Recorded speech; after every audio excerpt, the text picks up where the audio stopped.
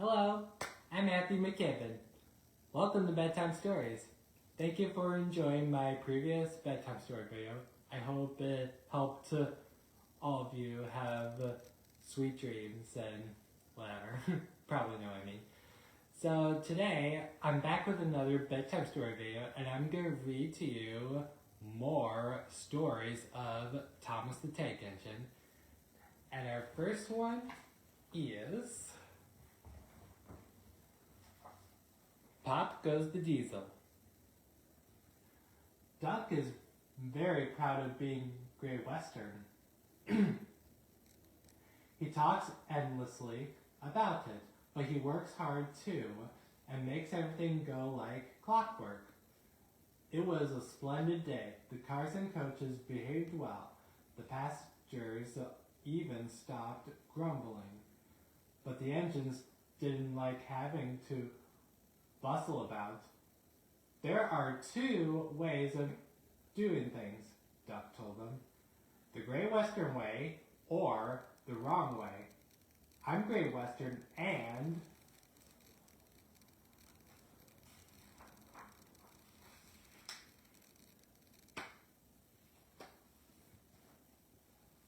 don't we know it? They groaned. The engines were glad when a visitor came. He purred smoothly towards them. Sir Topham had introduced him. Here is Diesel. I have agreed to give him a trial. He needs to learn. Please teach him, Duck. Good morning, purred Diesel in an oily voice.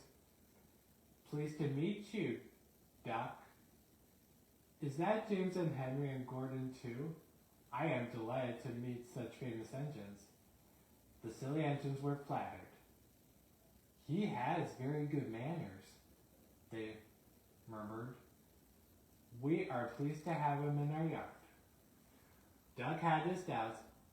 Come on, he said. Diesel purred after him. You worthy Sir Topham had to you, ordered Duck. Diesel looked hurt. Your worthy Sir Topham Hatt thinks I need to learn. He is mistaken. We Diesels don't need to learn. We know everything. We come to a yard and improve it.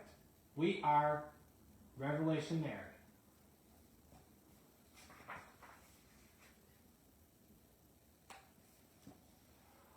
Oh, said Duck. If you're revolting grumbling, perhaps you would collect my cars while I fetch Gordon's coaches. Diesel, delighted to show off, purred away. When Duck returned, Diesel was trying to take some cars from a siding. They were old and empty. They had not been touched for a long time. Diesel found them hard to move. Pull, push, backwards, forwards. Over. The cars groaned. We can't, we won't. Duck watched with interest.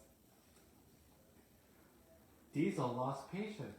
Grrr, he roared, and gave a great heave. The cars jerked forward. Arr, arr, they screamed. We can't, we won't. Some of their brakes snapped, and the gear jammed in the sleepers. Grrr. Ho, ho, ho, chuckled Duck. Diesel recovered and tried to push the cars back, but they wouldn't move. Duck ran quietly round to collect the other cars.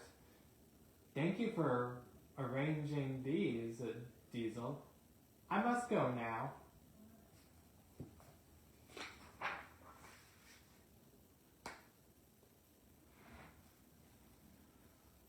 Don't you want this lot? No, thank you, Diesel gulped.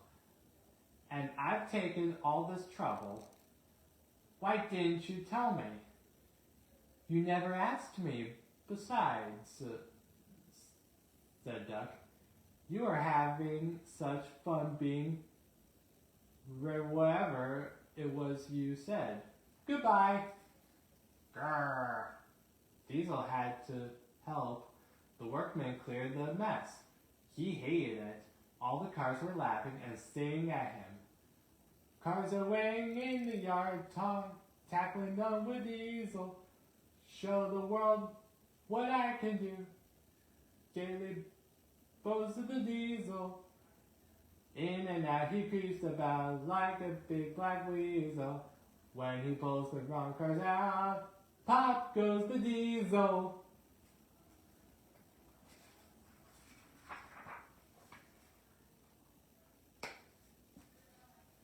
Grrr, growled the Diesel, and scuttled away to sulk in the shed.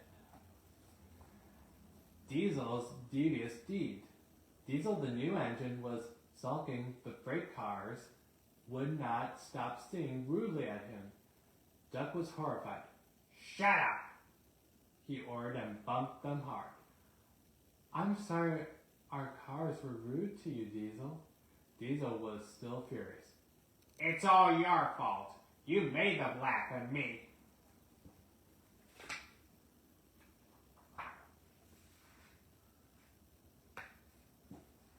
Nonsense, said Henry. Duck would never do that. We engines have our differences, but we never talk about them to the cars. That would be disgraceful, said Gordon. Disgusting, put in James. Despicable, finished Henry. Diesel hated Duck. He wanted him to be sent away. So he made a plan. He was going to tell lies about Duck. Next day, he spoke to the cars. I see you like jokes. You made a good joke about me yesterday. I laughed and laughed. Duck told me one about Gordon. I'll whisper it. Don't tell Gordon I told you. And he sniggered away. Ha ha ha, grumbled the cars. Gordon will be cross with Duck when he knows. Let's tell him and get back at Duck for bumping us. They laughed rudely at the engines as they went by.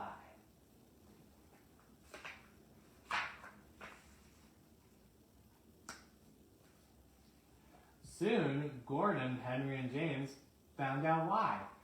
Disgraceful, said Gordon. Disgusting, said James. Despicable, said Henry. We cannot allow it. They consulted together. Yes, they said. He did to us. We'll do it to him and see how he likes it. Duck was tired out. The cars had been cheeky and troublesome. He wanted to rest in the shed. The three engines barred his way. Whoosh! Keep out! Stop fooling, said Duck. I'm tired. So are we, hissed the engine. We are tired of you. We like Diesel. We don't like you. You tell tales about us to the cars. I don't. You do. I don't. You do. So Top Hat came to stop the noise. Duck called me a galloping sausage, spluttered Gordon. Rusty red scrap iron, hissed James. I'm old square wheels, foamed Henry. Well, Duck?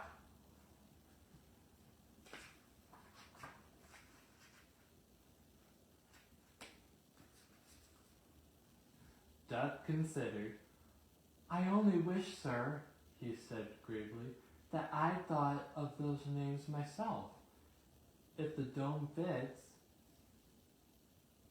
He made cars laugh at us, accused the engines. Sir Top had recovered. He had been trying not to laugh himself.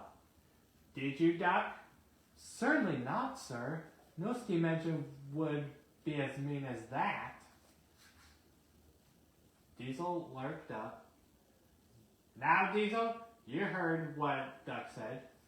I can't understand it, sir. To think that Duck of all engines, I'm dreadfully grieved, sir.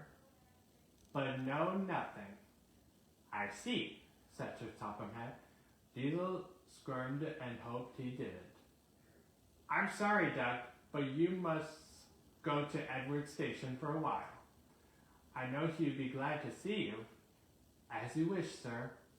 Duck trundled sadly away while Diesel smirked with Trump.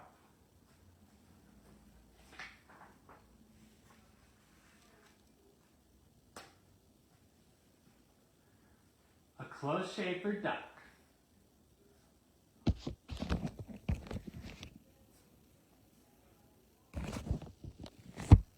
Sorry about the camera. Close shave for Duck. Duck the Great Western Engine puffed sadly to engines Edward Station. It's not fair, he complained. Diesel has been telling lies about me. And Maester Toppenhead and all the engines think I'm horrified. Edward smiled. I know you aren't, and so does Sir Topham Hatt. You wait and see. Why don't you help me with these cars? Duck felt happier with Edward and set to work at once. The cars were silly, heavy, and noisy. The two engines had to work hard, pushing and pulling all afternoon. At last, they reached the top of the hill.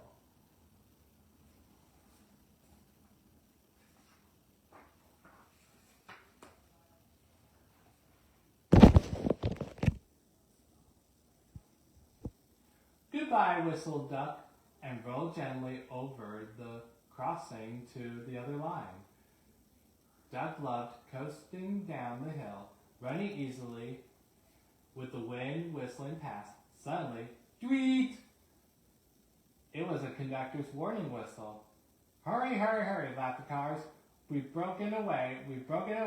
Chase him, bump him, throw him off the rails, they yelled. Hurry, Duck, hurry, said the driver. They raced through Edward Station, but the cars were catching up. As fast as we can, then they'll catch us gradually. The driver was gaining control. Another clear mile, and we'll do it. Oh, glory, look at that. James was just pulling out on their line from the station ahead. Any minute there could be a crash.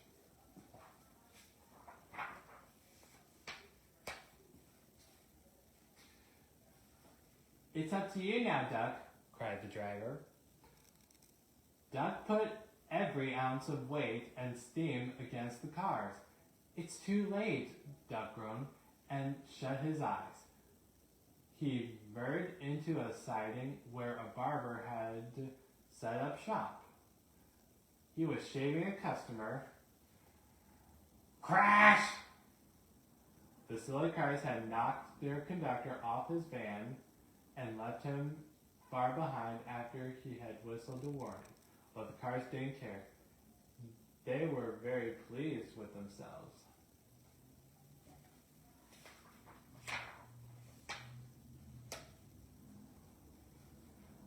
Beg your pardon, sir, gasped Duck. Excuse my intrusion.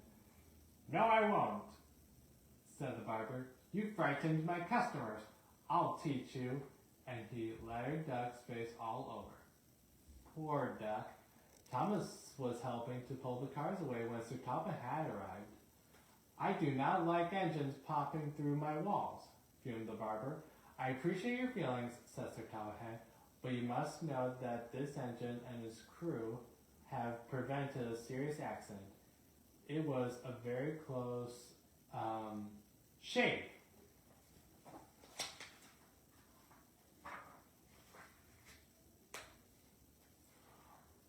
Oh, said the barber.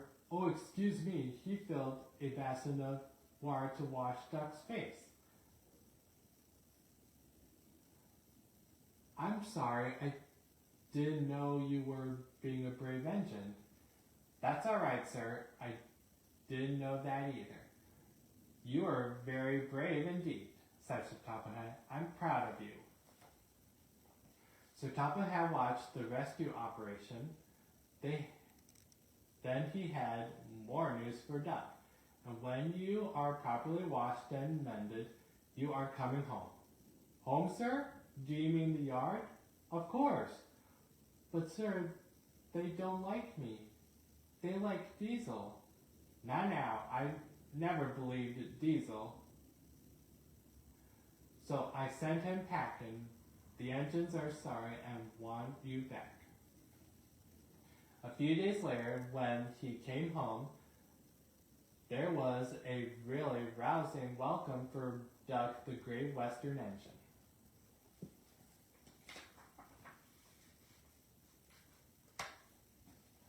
Woolly Bear. In the summer, the work crews cut the long grass along the tracks, raking it into heaps to dry in the sun. At this time of year, Percy stops where they had been cutting. The men loaded up his empty wagons, and he pulls them into the station. Toby then takes them to the hills for the farmers to feed their stock. Wheesh! Percy gave a ghostly whistle. Don't be frightened, Thomas, he laughed. It's only me. Your ugly face is enough to frighten anyone, said Thomas. You're like ugly indeed. I'm a green caterpillar with red stripes, continued Thomas firmly. You crawl like one, too. I don't. Who's been late every afternoon this week? It's the hay. I can't help that, said Thomas. Time's time, and Sir Topham Hatt relies on me to keep it. I can't if you crawl in the hay till all hours.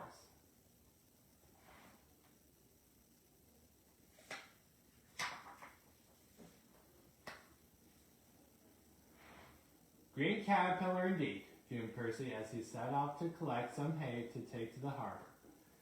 Everyone says I'm handsome, or at least nearly everyone anyway.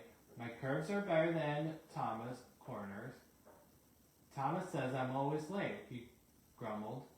I'm never late, or at least only a few minutes. What's that to Thomas? He can't always catch up time farther on. All the same, he and his driver decided to start home early. Then came trouble. Crash! A crate of treacle was upset all over Percy. Percy was cross. He was still sticky when he puffed away. The wind was blowing fiercely. Look at that, exclaimed the driver. The wind caught the piled hay, tossing it up all over the track. The line climbed here. Take a run at it, Percy, his driver advised. Percy gathered speed, but the hay made the rails slippery, and his wheels wouldn't grip. Time after time he stalled with spinning wheels and had to wait until the line ahead was cleared before he could start again.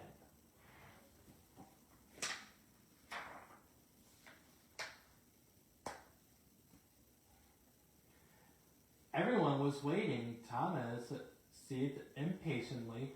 10 minutes late. I warned him. Passengers all complained, and Sir Topham Hatt. Then they all saw Percy. They laughed and shouted. Sorry I'm late, Percy panted. Look what's crawled out of the hay, teased Thomas. What's wrong? Asked Percy. Talk about hairy caterpillars, puffed Thomas. It's worth being late to have seen you. When Percy got home, his driver showed him what he looked like in a mirror. Bust my buffers! No wonder they all laughed. I'm just a woolly bear. Please clean me before Toby comes. But it was no good. Thomas told Toby all about it. Instead of talking about sensible things like playing ghosts, Thomas and Toby made jokes about woolly bear, caterpillars, and other creatures which crawled about in hay. They laughed a lot, but Percy thought they were really being very silly indeed.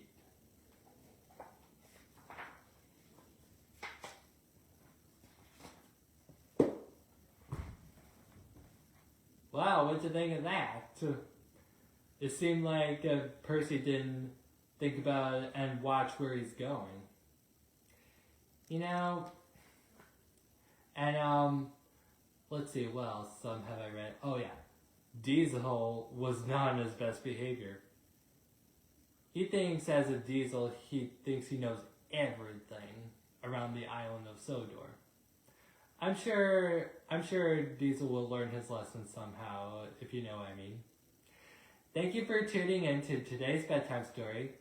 And for what Shelley Duvall said, when you write stories, you can make believe anything. And when you dream, you can make believe anything too. So, hope you all have sweet dreams and hope to see you next time.